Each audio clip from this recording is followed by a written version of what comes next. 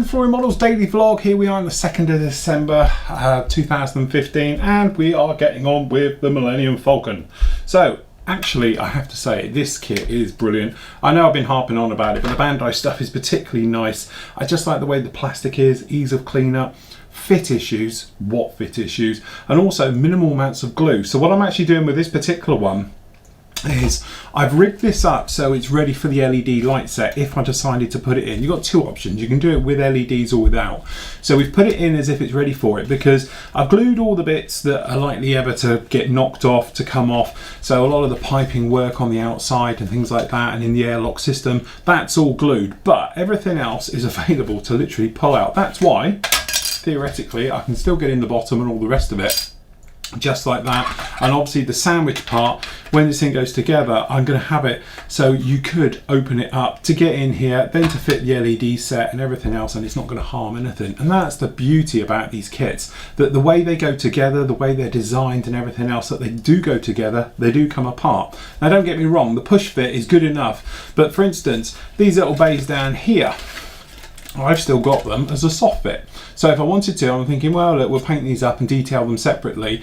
Then I can then come in afterwards and then reinsert them back in, and we've got them put in there with no problem at all. And that is the beauty of these actual kits. And I must admit, the more I work with them, the more I love them, because it's almost like construction. It's no longer actually physically modeling. It's more like putting something together, because the level of detail, the engineering, the way it actually is just right there at the top. It is. These are the best kits I've ever seen, bar none. It just makes even Tamiya look cheap and nasty in a lot of ways, just because of the way that these fit together, the way there is no issues, and the way they manage to work out the detail so it's seamless as well. So when you put in, like for instance, all this stuff down the back is all individual parts, and you put them in, and when you put them in, you look at it and you think, no seam lines, because they're slightly sunk. So when they go in, they're just below the edge and everything else. So it begs the question, why can't other kit manufacturers do it? Why are other kit manufacturers doing that same thing of like two shells coming together, which gives you an awful seam line down the spine,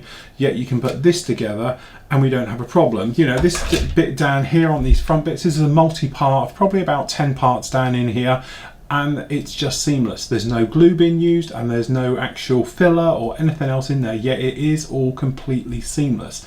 So that is really my question for today. How comes Bandai can actually come up with these kits, very complex, you know, doing sci-fi stuff with piping work and all things like that, incredibly complex, and they go together just so well. The speed Bandai have come out with all these kits as well is absolutely phenomenal. The way that they've gone from, okay, you can have the license, to we're going to build everything and chuck it all out in the space of 1 year is also another incredible feat. So, you know, kudos to Bandai, and obviously they are really up there. It's a shame they're being a little bit limited on where they can sell. It'd be nice if we had some distributors and things like that for this stuff in the UK, but certainly from my point of view, it just, I don't know, it's like a breath of fresh air.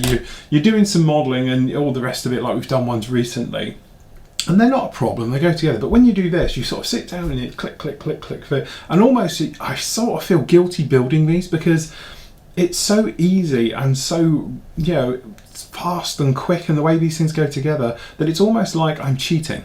And it's not, it's just that these kits are that good, and that's the thing with it. Anyway, harping on now. So we'll get up, probably part one of this will be up with you tomorrow. I'm not here tomorrow, I must admit, I'm having the day off as well, doing a bit of Christmas shopping if I'm honest, but I am working all throughout the weekend. The other thing as well, part one of, I can find one, let me find one, of mould making. So it's all stuck down here, is up on the site now. Now, these are just dead simple molds. I'm by no means an expert in all the rest of it, but it's just to show you. And obviously the way I'm doing this, I'm doing quite big, large items. It's easier to do smaller things, to be honest, and everything else like that. But that part one is up there, talks about making a mold, simple mold. I do it with a bit of plastic hardened super glue and some kicker, and then obviously making up, and this is a polyurethane one. It's a bit stronger than perhaps most molds out there and all the rest of it. This stuff is really tough once it's together, but I find you can actually pull it apart without tearing the mold. Other ones I've used in the past, sometimes you do this and they tear, and then unfortunately that's the end of your mold and you can't do much about it. So that is up on the site now, so you can have a look at that one. And then what we'll do, probably Friday, we'll put part two up, where it shows actually the actual parts coming out of the mould. So we have, ta-da, sorted, no problem at all. So, you know, very straightforward, very, very easy, and the quickest way of doing it. But it shows you how to mould parts. So, you know, the big thing with this one is if you make yourself a master of something, you then can copy it, keep your master, okay, and then just use the resin ones off of it. But we got no trouble with air bubbles in it and all those things, which I know people are terrified about casting resin, about air bubbles and various things on it. So I just show you my technique, which is definitely the idiot's guide to it, because I do it the most simplest way I know how and all the rest of it. But anyway, that will be up on Friday. As I say, Millennium Falcon will be up Thursday. Once this one's done and finished, obviously it needs painting, I'm going to be doing this Millennium Falcon at the same time. So we're going to paint these two together and then we can get them obviously in.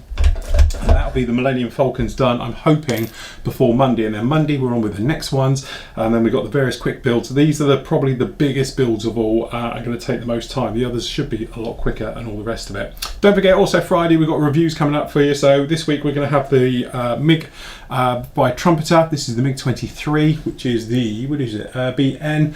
And we've got the Fly 132nd Wessex kits. We've got both of them here as well. So obviously they'll be up on Friday as well for all you non-sci-fi guys. Great to see so many of you taking part in this in the forum.